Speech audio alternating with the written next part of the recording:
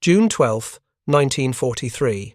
Somewhere over the shimmering turquoise waters between Gibraltar and Malta, the twin Allison engines of a Lockheed P-38G Lightning droned steadily at 19,000 feet. Second, Lieutenant Robert F. Thompson of the 15th Air Force's reconnaissance squadron checked his compass for the third time in as many minutes.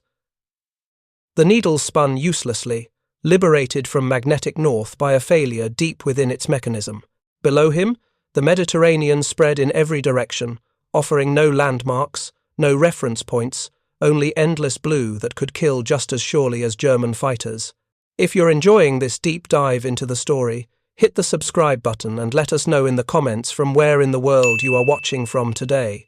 Thompson had departed Gibraltar 90 minutes earlier on what should have been a routine ferry flight to Malta. The mission was simple, the route well established, the weather clear, but now, with his primary navigation instrument reduced to a worthless ornament on his instrument panel, he faced a navigator's nightmare over enemy-controlled waters. He calculated his fuel state, estimated his position based on elapsed time and estimated ground speed, and made a decision that would alter the course of Luftwaffe fighter tactics for the remainder of the war. An airfield appeared below through the crystalline Mediterranean air. Thompson, believing he had reached Malta despite the compass failure, reduced power on both engines and began his descent. The distinctive twin-boom silhouette of his Lightning dropped through 10,000 feet, then 5,000, then configured for landing with gear extended and flaps deployed. Only as he crossed the runway threshold did the truth reveal itself through details no pilot wants to see. The wrong markings on aircraft parked near the hangars, the wrong insignia on vehicles racing toward the runway, armed soldiers in uniforms that were distinctly not British. Thompson had landed at Capoterra airfield near Cagliari on the southern coast of Sardinia, an island firmly under Axis control and home to both Italian and German air units. Within moments of bringing his Lightning to a stop, Italian soldiers surrounded the aircraft, rifles raised. Thompson climbed from the cockpit, hands visible and empty, to begin an unexpected journey as a prisoner of war. His aircraft, bearing the serial number 43 to 2278, was about to embark on its own journey, one that would force experienced Luftwaffe test pilots to confront an uncomfortable reality about American twin-engine fighter design, industrial philosophy, and the increasingly untenable position of German air superiority over Europe. The Regia Aeronautica recognized immediately what fortune had delivered into their hands. An intact, flyable American P-38 Lightning represented an intelligence prize of immense value. Italian ground crews approached the twin-boomed fighter with professional curiosity mixed with caution. This distinctive aircraft had earned a fearsome reputation in North African skies over the preceding months. Italian pilots reported its exceptional speed, its devastating concentrated firepower, its ability to appear from nowhere, strike with precision, and vanish before defenders could react. Within hours, Colonnello Angelo Tondi, chief test pilot of the Regia Aeronautica, arrived at Capoterra to personally evaluate the captured prize. Tondi was no ordinary pilot. He possessed exceptional flying skills, honed through thousands of hours testing Italian aircraft, combined with engineering knowledge that allowed him to analyze aircraft characteristics with scientific rigor.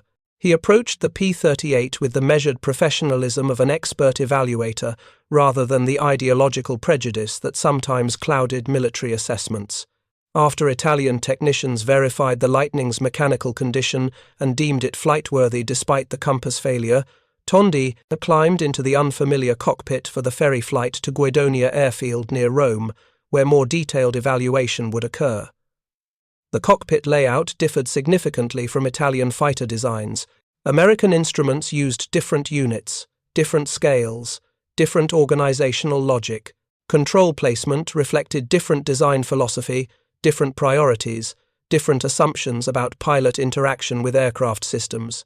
Tondi studied the controls methodically before starting engines, observing throttle quadrant arrangement, mixture controls, propeller governors, fuel system management, electrical systems, hydraulic controls.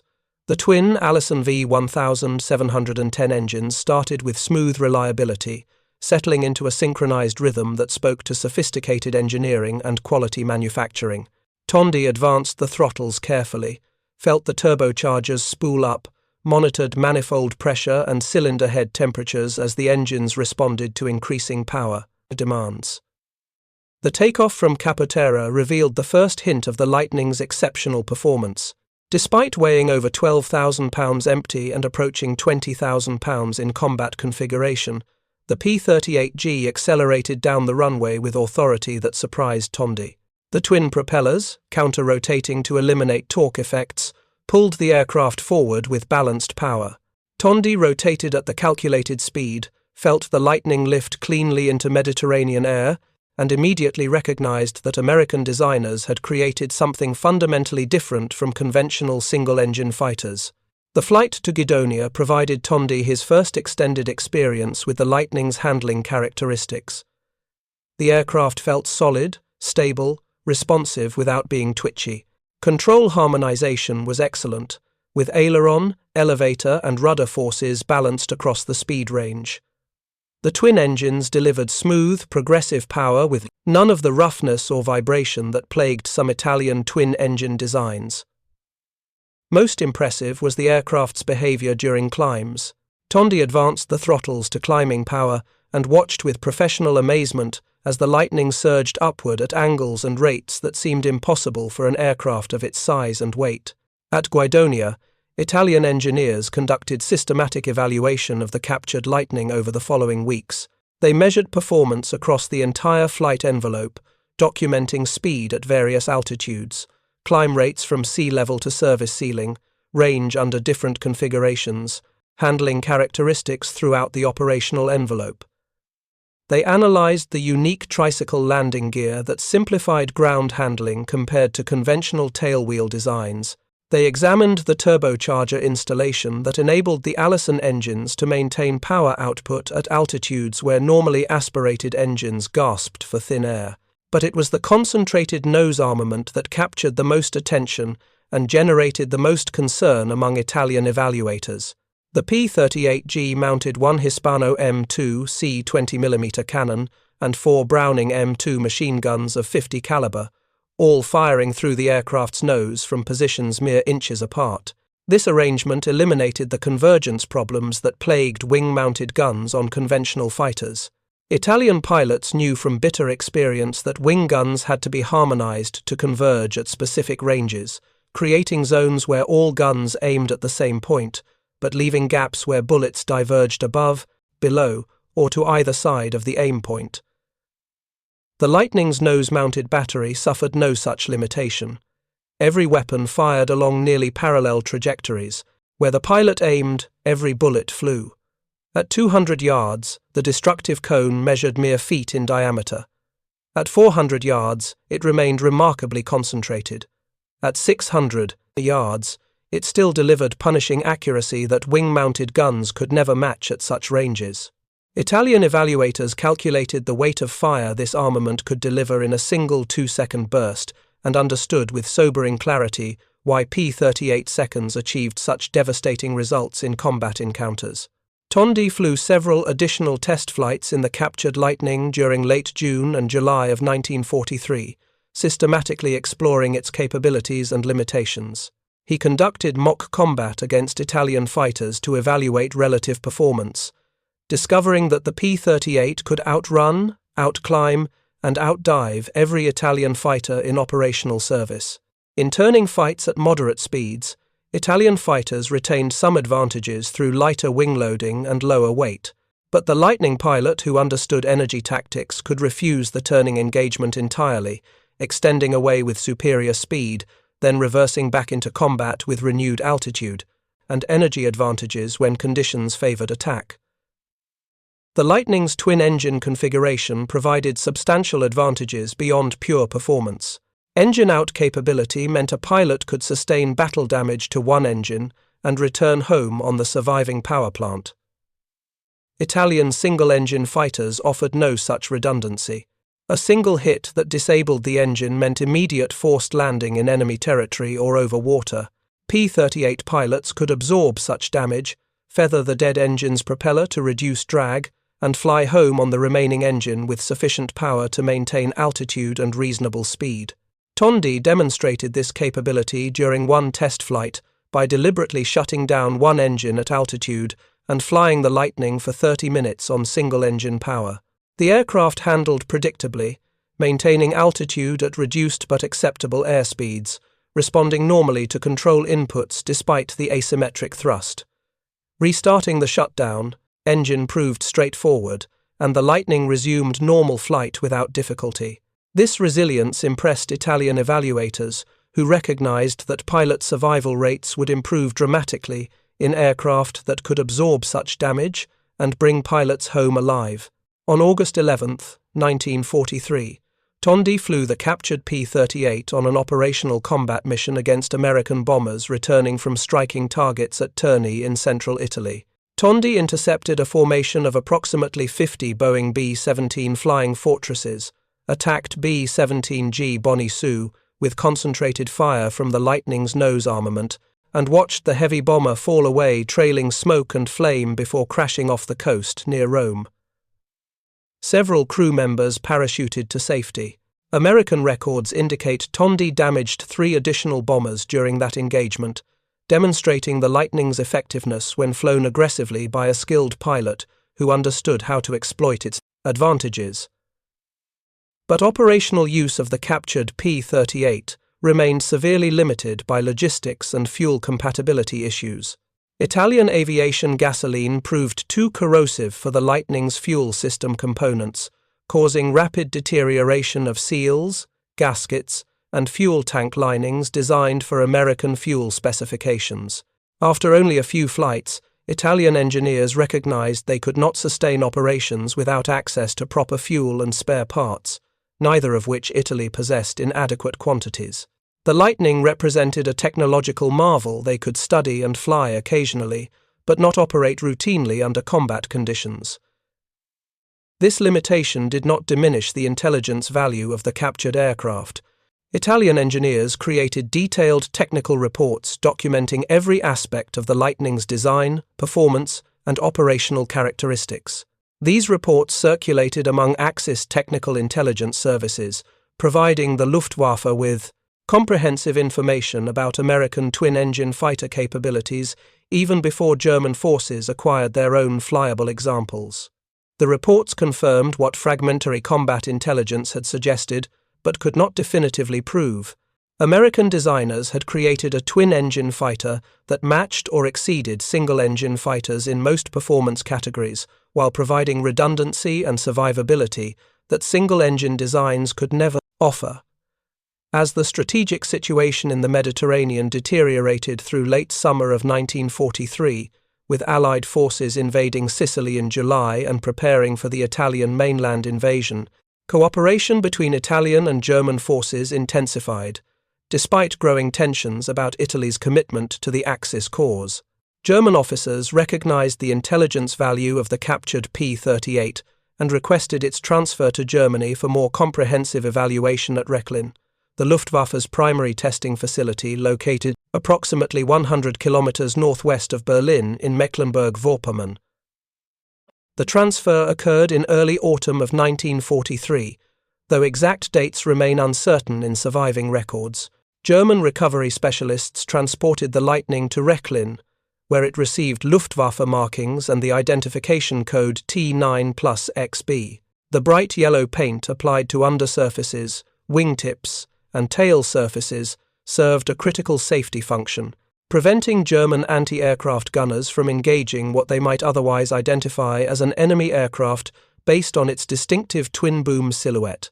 Rechlin testing facility served as the Luftwaffe's equivalent to Wright Field in the United States or the Royal Aircraft Establishment at Farnborough in Britain. The base employed hundreds of engineers, technicians, test pilots, and support personnel dedicated to understanding German and captured Allied aircraft through systematic evaluation.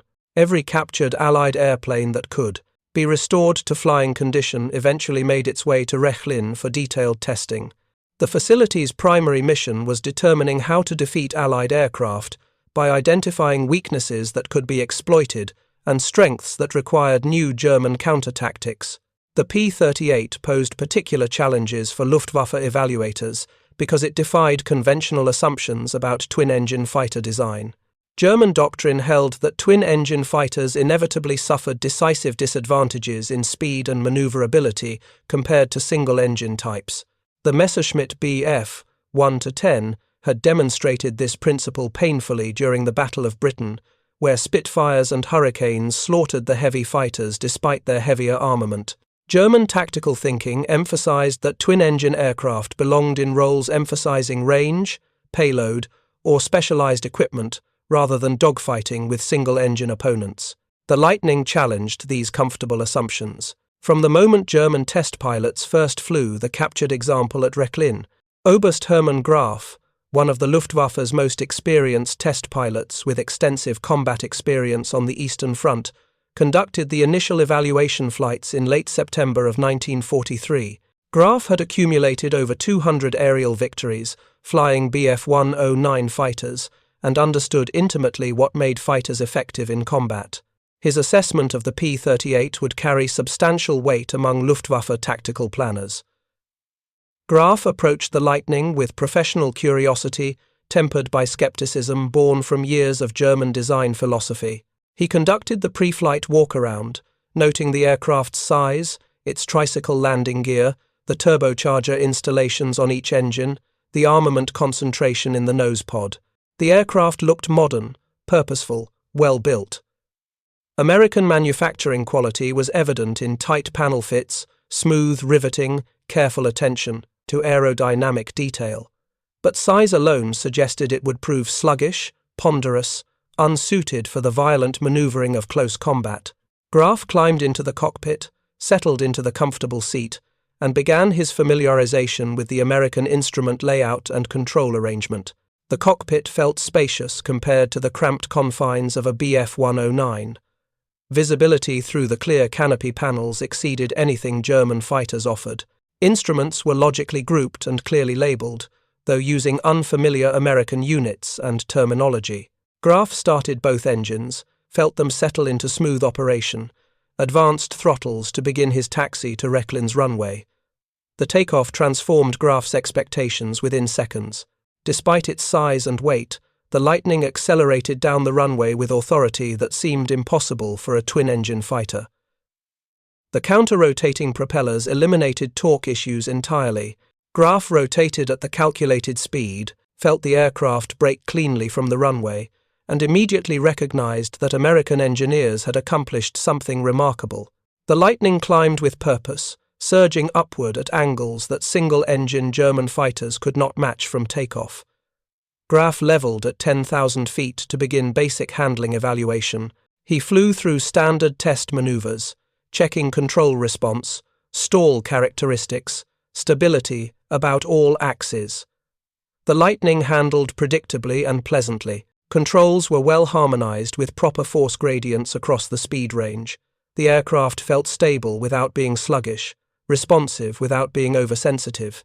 Graf advanced throttles to climbing power and pulled back on the control yoke to establish a climb.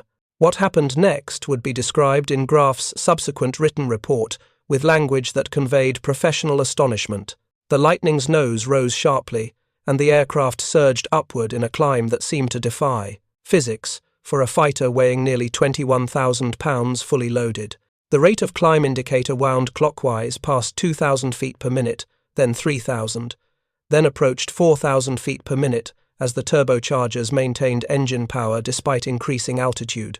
Graf had spent thousands of hours flying Bf 109s and knew intimately how they climbed. The Lightning was climbing faster, more steeply, with more authority than should be possible for an aircraft of its configuration.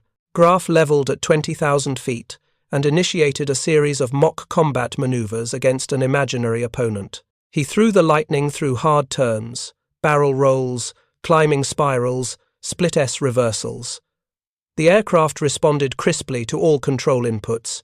Roll rate exceeded his expectations for such a large fighter. The twin engines provided smooth, progressive power throughout the entire speed range. Most remarkably, Graf could transition from level flight to a maximum performance climb almost instantaneously, with the Lightning's powerful engines and efficient wings converting speed to altitude at rates that left him professionally impressed. During subsequent test flights over the following days, other Luftwaffe pilots flew the captured P-38 and reached similar conclusions. The aircraft climbed exceptionally well throughout its altitude range. At higher altitudes, where German fighters began struggling as thin air reduced engine power, the Lightning's turbochargers maintained performance that German pilots found simultaneously impressive and deeply troubling. The turbo-supercharging system allowed the Allison engines to maintain sea-level power outputs to altitudes exceeding 25,000 feet, then taper off gradually rather than falling precipitously like normally aspirated engines. The implications for high-altitude combat were profound and disturbing. American bomber formations typically operated between 25,000 and 30,000 feet, where defensive fire from hundreds of 50-caliber machine guns remained effective, while German fighters struggled with reduced power and degraded handling. The P-38 could escort bombers at these altitudes while maintaining performance advantages over German interceptors. Lightning pilots could climb faster to reach attacking altitude, maneuver more effectively in the thin air, and maintain higher speeds throughout combat engagements. German pilots who flew mock combat exercises against the captured P-38 discovered that conventional Luftwaffe fighter tactics proved ineffective against an opponent who held such decisive performance advantages. When German pilots in Bf-109s attempted to climb to advantageous positions above the Lightning for diving attacks, the P-38 outclimbed them, reaching superior altitude first and reversing the tactical situation. When German pilots dove away to escape after making unsuccessful attacks, the Lightning could match or exceed their dive speeds while maintaining better control authority throughout the dive. Turning fights at moderate speeds remained the one area where conventional German fighters retained clear advantages. The Bf-109 could sustain tighter turns at lower speeds than the heavier Lightning, but German pilots quickly realized that any P-38 pilot with basic tactical sense would refuse sustained turning engagements entirely. The Lightning could simply extend away using superior speed and climb rate, break contact, then reverse back into combat with renewed energy advantages when conditions favored attack.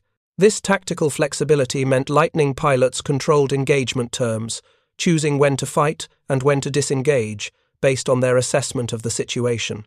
The service ceiling differential troubled Luftwaffe tactical planners even more than the climb rate advantages. German test pilots pushed the captured P-38 to altitudes exceeding 43,000 feet, where the aircraft still handled predictably and maintained reasonable performance despite the extremely thin air.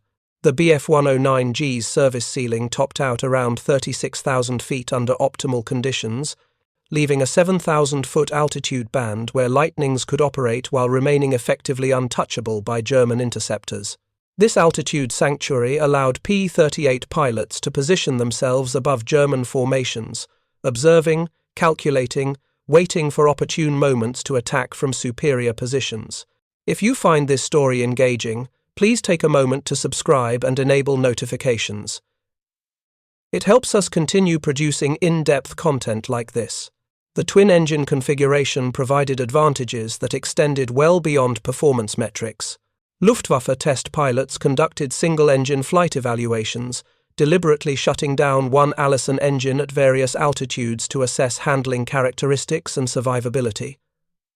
The results impressed even skeptical German evaluators who had dismissed twin-engine fighters as inherently vulnerable. The P-38 could maintain altitude on a single engine at weights and altitudes where most twin-engine aircraft would descend inexorably toward forced landings.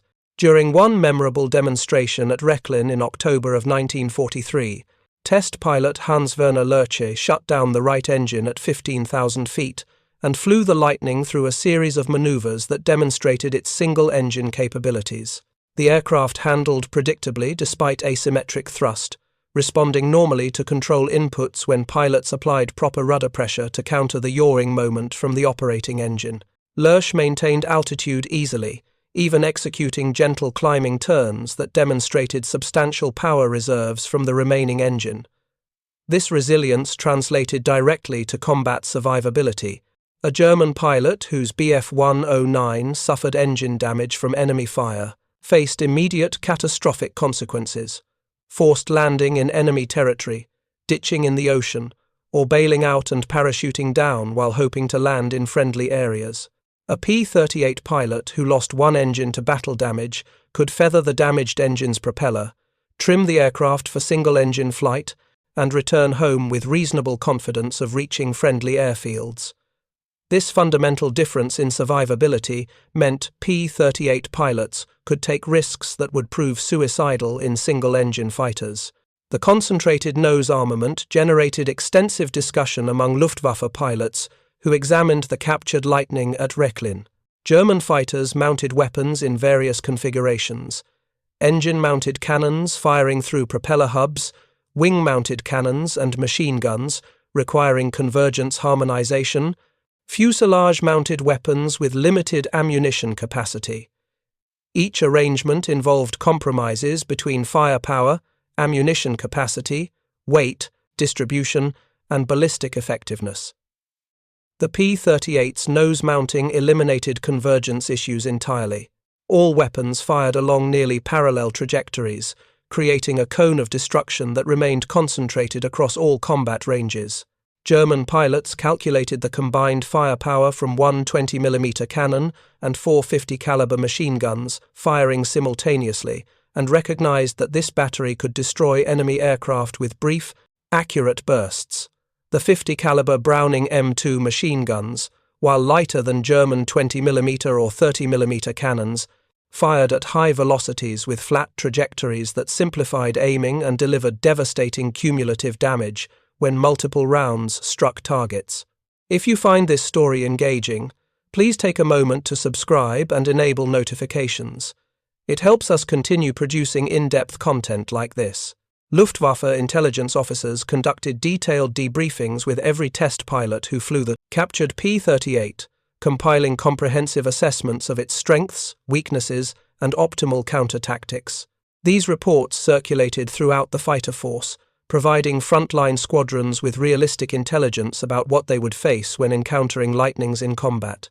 The assessments emphasized several uncomfortable conclusions that challenged German assumptions about air combat. First, the P-38 represented a genuinely modern fighter design that matched or exceeded German single-engine fighters in most performance categories that mattered strategically. Its climb rate, service ceiling, speed and range all equaled or surpassed the Bf-109G and Focke-Wulf FW-190 in configurations and altitudes where bomber escort missions occurred. German pilots could no longer assume technological superiority when engaging American fighters. Second, the Lightning's twin-engine configuration, rather than representing a fundamental weakness as German doctrine suggested, provided tactical advantages that single-engine fighters could not match. Engine-out capability meant higher survival rates for American pilots. Longer range enabled escort missions deep into German territory. Greater payload capacity allowed external fuel tanks, bombs, or rockets depending on mission requirements. The configuration that German designers had dismissed as unsuitable for fighter operations proved highly effective when implemented with sufficient power, modern aerodynamics, and intelligent systems integration. Third, and perhaps most troubling for Luftwaffe tactical planners, the P-38 demonstrated that American industrial capability could produce sophisticated, high-performance aircraft in substantial quantities while maintaining consistent quality.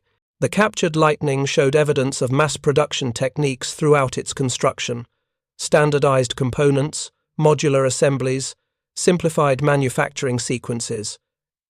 Yet quality remained high, with tight tolerances, smooth finishes, reliable systems. American factories were building genuinely excellent fighters in numbers that Germany could not match.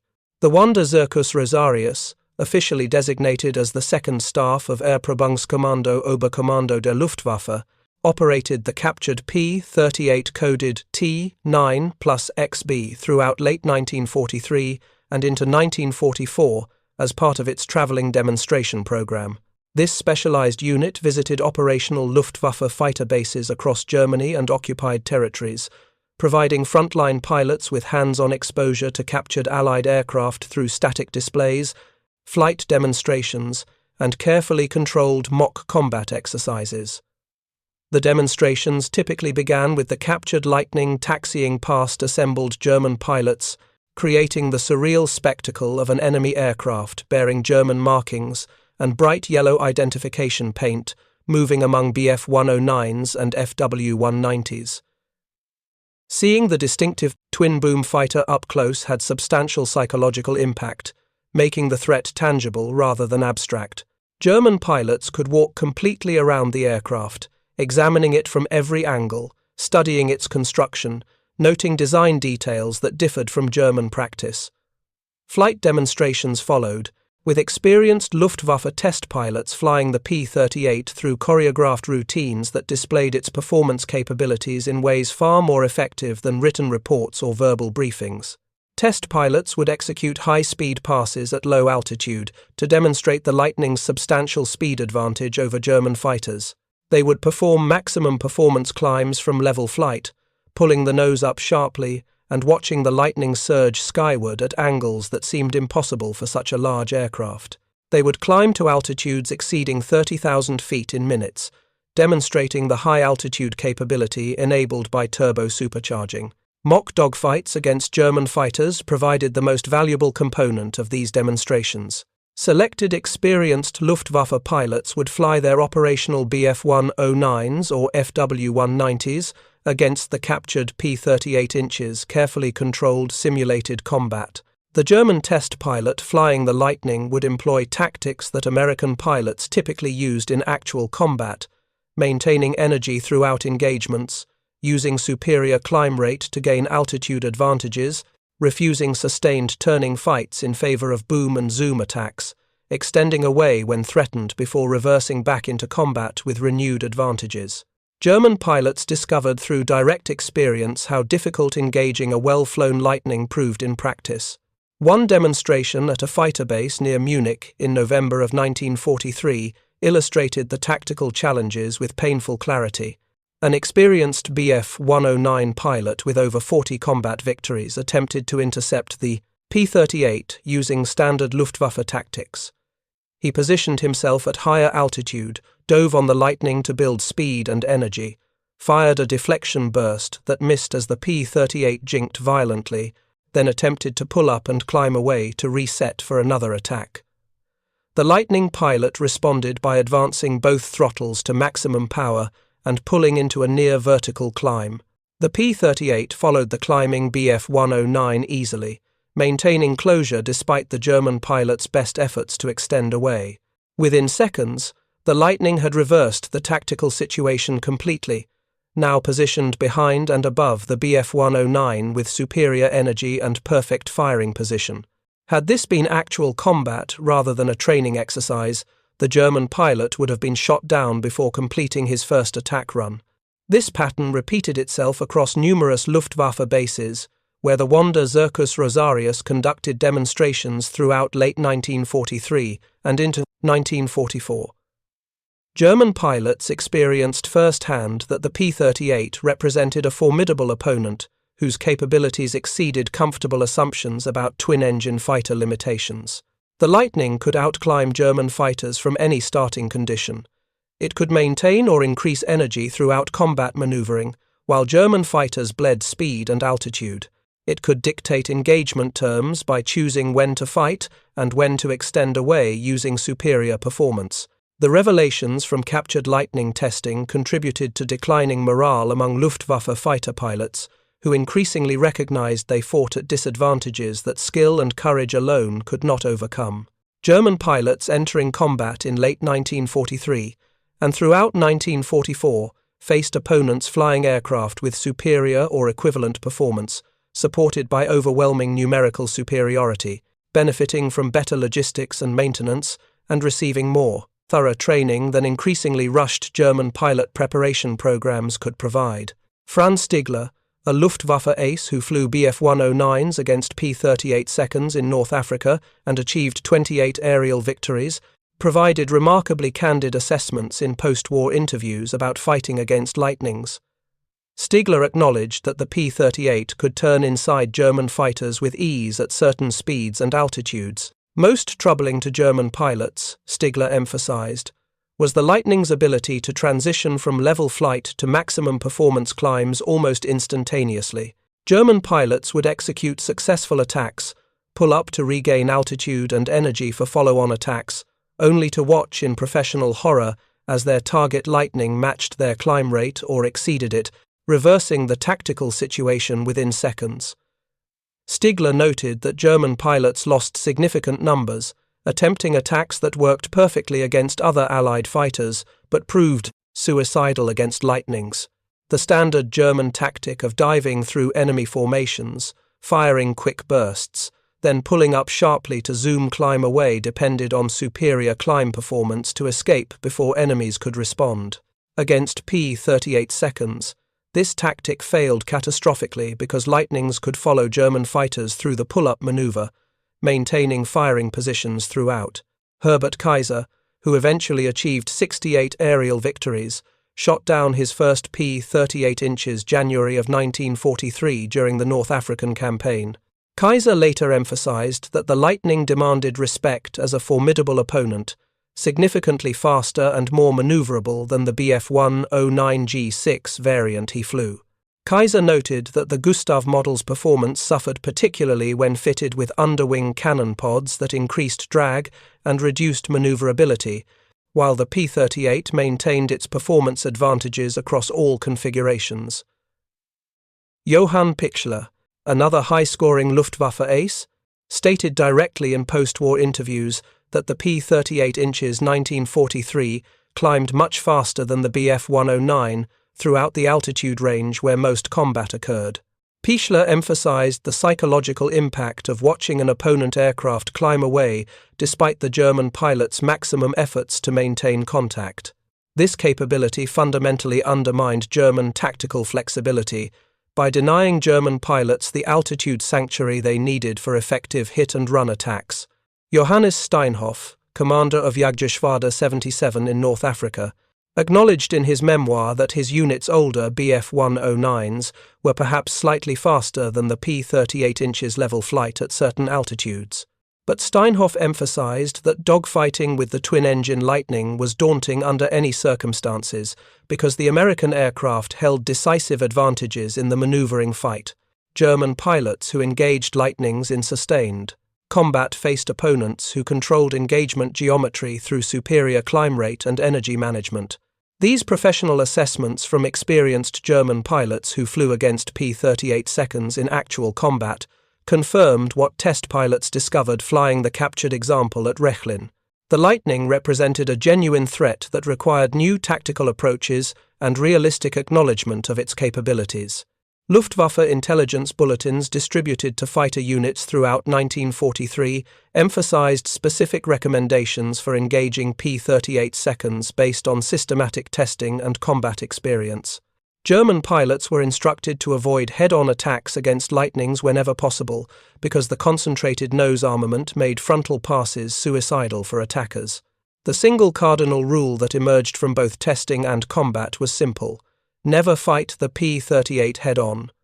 German pilots who attempted frontal attacks faced 450 caliber machine guns and one 20mm cannon firing along parallel trajectories with no convergence issues, creating a cone of destruction that could shred attacking fighters at ranges exceeding 600 yards. Instead, German tactical doctrine emphasized attacking from angles where the Lightning's nose armament could not bear effectively, diving attacks from above and behind, slashing passes from beam angles, climbing attacks from directly beneath. Even these approaches required careful execution because the P-38's superior climb rate meant German pilots had to break off attacks and dive away before the Lightning could reverse into firing position. The best defense against a P-38, German pilots learned through bitter experience, was the flick roll and dive that exploited the Lightning's relatively slow initial roll rate in the first 10 degrees of bank angle. But even this defensive maneuver offered only temporary respite. The P-38 could follow German fighters through high-speed dives while maintaining better control authority and structural integrity. The Lightning's dive acceleration exceeded the Bf-109 and Fw-190 in most conditions, meaning German pilots who dove away found themselves unable to open sufficient distance before the P-38 closed to firing range. This tactical reality meant German pilots faced opponents who could not be easily defeated through conventional fighter tactics that had proven effective against earlier Allied types.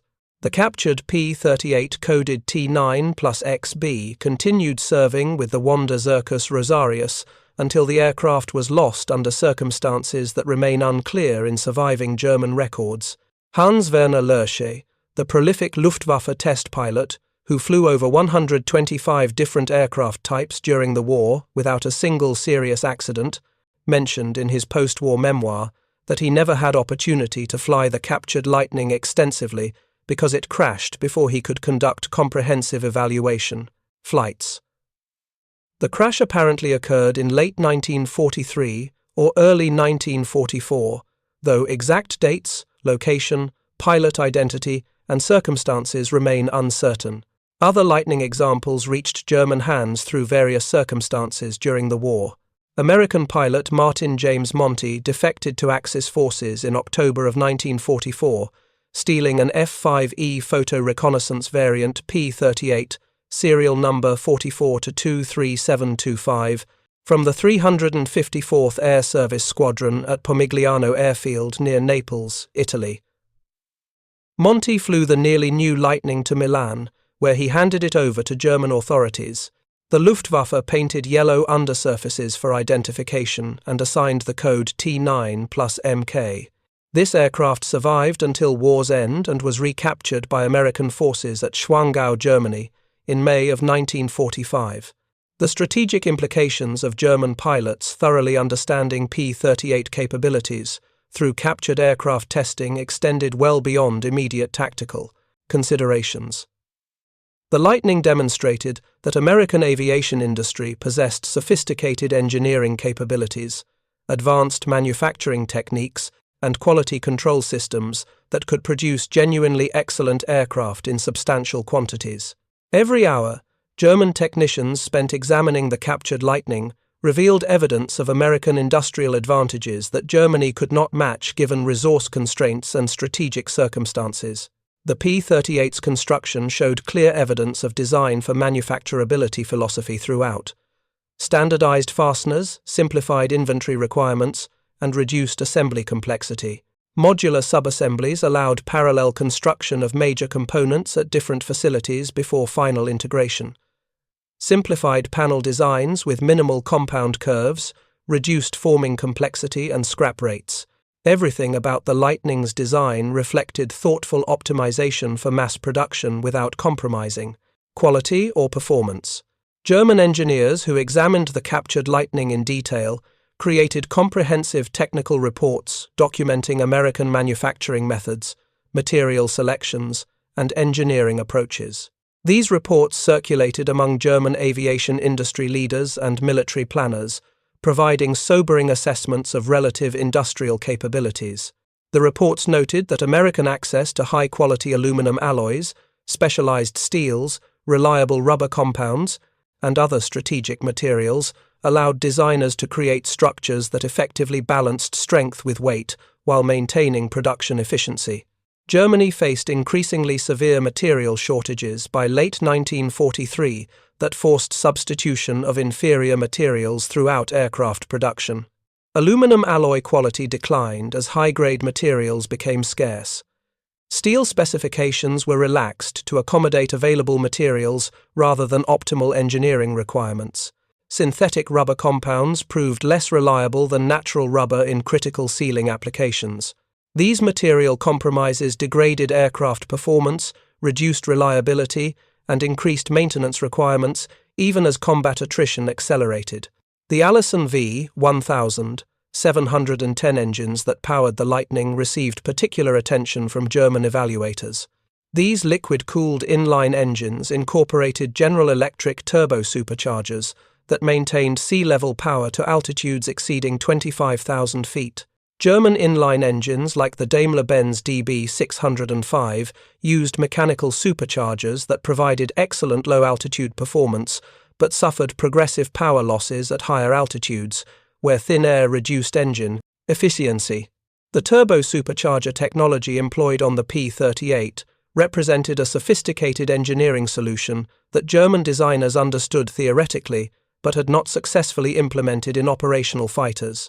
German efforts to develop comparable turbo-supercharging systems encountered numerous technical challenges that remained unresolved throughout the war. Turbine materials that could withstand extreme temperatures and rotational speeds proved difficult to manufacture with available German metallurgy.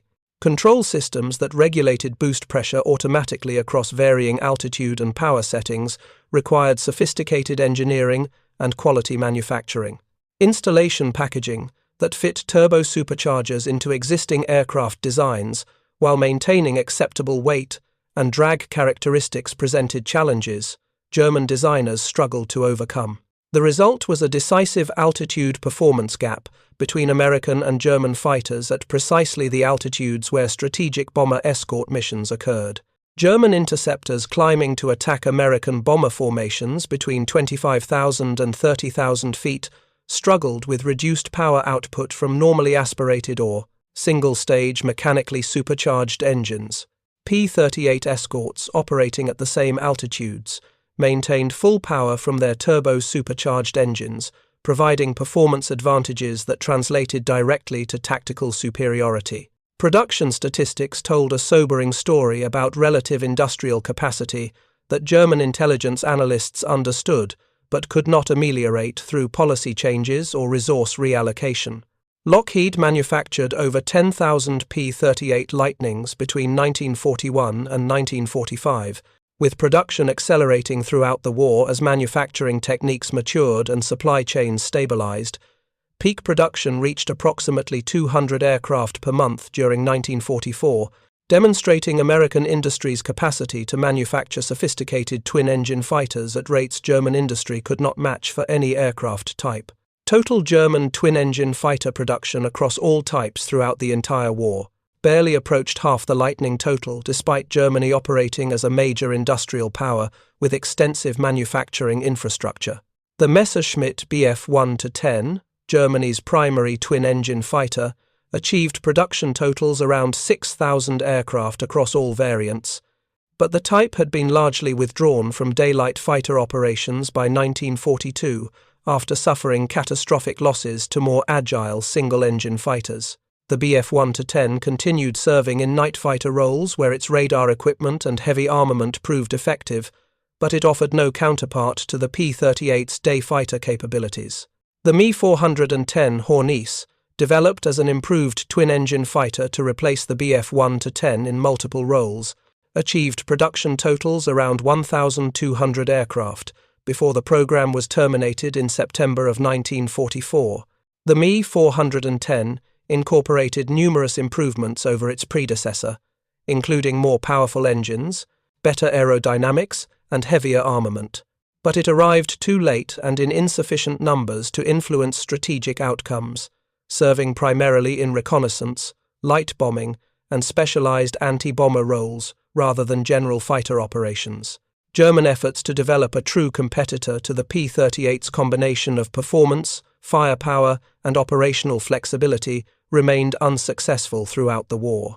The Ta-154 Mosquito, a wooden twin-engine fighter designed as a night fighter and intruder aircraft, showed promising performance in testing but suffered catastrophic structural failures when deteriorating glue quality caused joints to separate in flight. The program was cancelled after only approximately 50 aircraft had been completed, with none achieving operational service. Luftwaffe test pilots, who flew the captured P-38 extensively and understood American fighter capabilities, faced the war's final years with complex emotions. As professional aviators, they appreciated the engineering achievement the Lightning represented. The aircraft demonstrated that thoughtful design, sophisticated engineering, and quality manufacturing could create a twin-engine fighter that defied conventional assumptions about configuration limitations. The P-38 proved that twin engines need not mean inferior performance when sufficient power, modern aerodynamics, and intelligent systems integration were applied. But this professional appreciation carried bitter implications. If American designers could create such capable aircraft, and American industry could manufacture them in substantial quantities while maintaining high quality, what hope did Germany have of achieving air superiority against such overwhelming advantages? The question haunted German pilots throughout 1944. As American bomber streams grew larger, escort fighters grew more numerous and capable, and Luftwaffe losses mounted to unsustainable levels. The admission by German test pilots that they had never encountered a twin-engine fighter with handling characteristics and performance like the P-38 Lightning represented professional acknowledgement of American engineering achievement. It also represented realistic recognition of the significant performance gaps German pilots faced in combat operations, where opponents held decisive advantages in multiple critical categories. This acknowledgement, forced by direct experience rather than propaganda or second-hand intelligence, illustrated how confronting uncomfortable realities sometimes requires direct personal experience that cannot be dismissed or explained away through ideological assumptions. The broader strategic context made these revelations even more troubling for German military planners who understood their implications. By late 1943, Germany faced Allied forces with superior resources, better equipment, more thorough training, and decisive numerical advantages across all theaters. The P-38 represented just one weapon in the Allied arsenal, but it symbolized the industrial and technological advantages that would prove decisive. The captured Lightning taught the Luftwaffe everything they needed to know about American twin-engine fighter capabilities. They understood its exceptional climb rate that exceeded single-engine German fighters. They knew its service ceiling exceeded German fighters by thousands of feet, creating altitude sanctuary where P-38 seconds could operate beyond interception. They documented its concentrated nose armament that eliminated convergence issues. They appreciated its twin-engine redundancy that improved pilot survival rates. They recognized its sophisticated manufacturing that enabled mass production without quality compromises. But this knowledge could not change fundamental arithmetic of industrial production or reverse strategic disadvantages.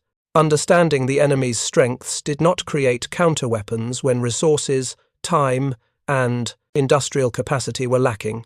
The P-38 Lightning and other advanced Allied aircraft could be studied, analyzed, and appreciated by German professionals while remaining essentially unstoppable through tactical innovation alone. By war's end, in May of 1945, American P-38 seconds had flown over 130,000 combat missions across all theaters. Lightning pilots achieved the highest number of aerial victories against Japanese aircraft of any American fighter type in the Pacific.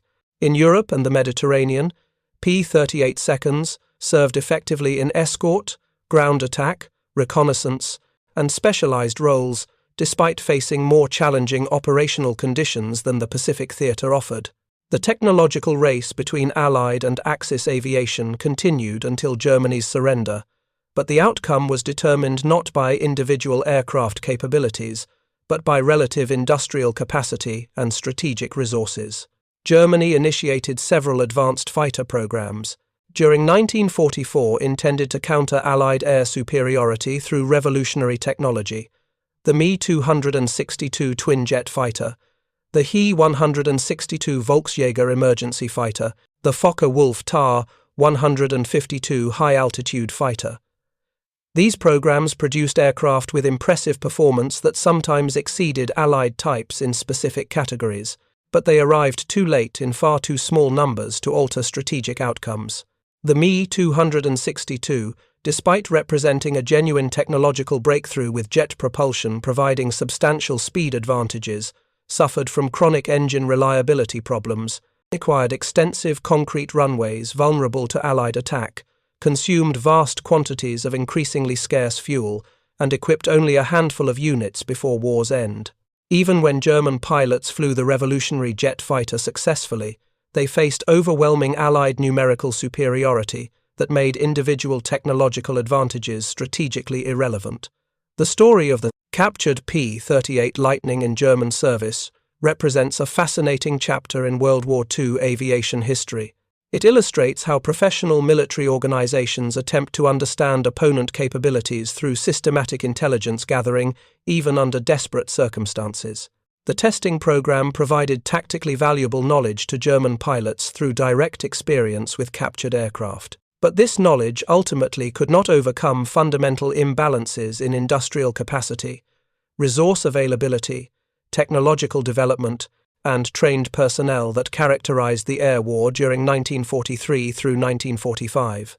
German test pilots' professional acknowledgement that the P-38's twin-engine climb rate made conventional single-engine fighter tactics obsolescent represented honest assessment of capabilities rather than ideological posturing.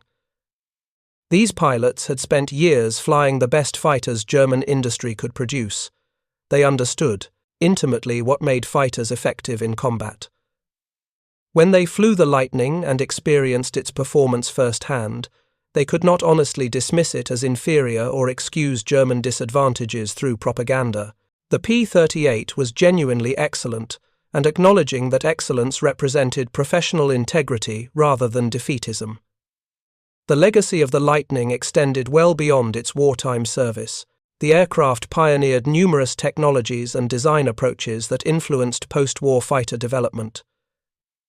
Tricycle landing gear that improved ground handling and visibility, turbo supercharging that maintained power at altitude, concentrated nose armament that eliminated convergence issues, twin-engine redundancy that improved survivability. These innovations, validated through extensive combat operations, became standard features on subsequent fighter generations. The P-38 demonstrated that twin-engine fighters could match or exceed single-engine types in air combat when designed properly and powered adequately. This lesson influenced post-war designs that embraced twin engines for increased power, payload, range, and redundancy. The F-4 Phantom, one of the most successful fighters of the Cold War era, employed twin engines in a configuration that shared philosophical DNA with the Lightning's twin-boom layout, though execution differed dramatically. But perhaps the most important lesson from the captured Lightning testing program was not technical but strategic. Professional militaries must understand enemy capabilities accurately and honestly, even when that understanding reveals uncomfortable truths about relative advantages. German pilots who flew the P-38 gained valuable tactical knowledge that helped them survive encounters with Lightnings in combat. But they also gained strategic understanding that Germany faced opponents with decisive advantages that no amount of individual courage or tactical skill could overcome. This realistic assessment, born from direct experience with enemy equipment, contradicted years of propaganda about Allied industrial and technical inferiority. The Lightning was not crude, not simple, not inferior. It was sophisticated, capable, and produced in quantities that demonstrated overwhelming American industrial advantages. German pilots who flew it could not honestly maintain comfortable assumptions about their own superiority. They were professionals facing a formidable opponent and acknowledging that reality represented wisdom rather than weakness. Thank you for watching. For more detailed historical breakdowns, check out the other videos on your screen now, and don't forget to subscribe.